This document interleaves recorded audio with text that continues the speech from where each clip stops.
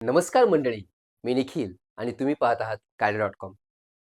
मंडळी, जेव्हा जमिनीचे वाद निर्माण होतात तेव्हा आपण तलाठी, तहसीलदार अशा कार्यालयांमध्ये कायमच जात असतो. नक्की महसूल विभागातील शेवटच्या तळापासून ते उच्च स्तरापर्यंत अधिकाऱ्यांची रचना ही कशी असते, हेच आपण या व्हिडिओच्या माध्यमातून जाणून घेणार आहोत. चला तर पाहूया. महसूल विभागात सर्वात शेवटला जे पद असतं ते असते कोतवालाचे पद. कोतवाल हा तलाठ्याला सहाय्यक म्हणून काम करत असतो. त्यानंतर येतो तलाठी. तलाठी हा सजेचा प्रमुख असतो. तलाठ्याकडे गाव नमुना 1 ते गाव नमुना 19-21 हे संपूर्ण सांभाळण्यासाठी असतात. गावातील जमिनींची नोंदवही तो पूर्णपणे सांभाळतो. त्यानंतर तलाठ्यानंतर वरिष्ठ अधिकारी येतात, ते मंडल अधिकारी. मंडल अधिकारी हे 4 ते 5 सजांचे प्रमुख अधिकारी असतात. त्याच्यानंतर येतात नायब तहसीलदार.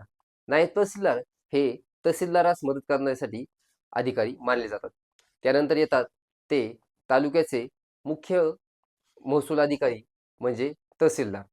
तहसीलदारांना तालुक्यातील संपूर्ण प्रशासनाचा व जमिनीबाबतचे विवाद सोडवण्याचा अधिकार असतो.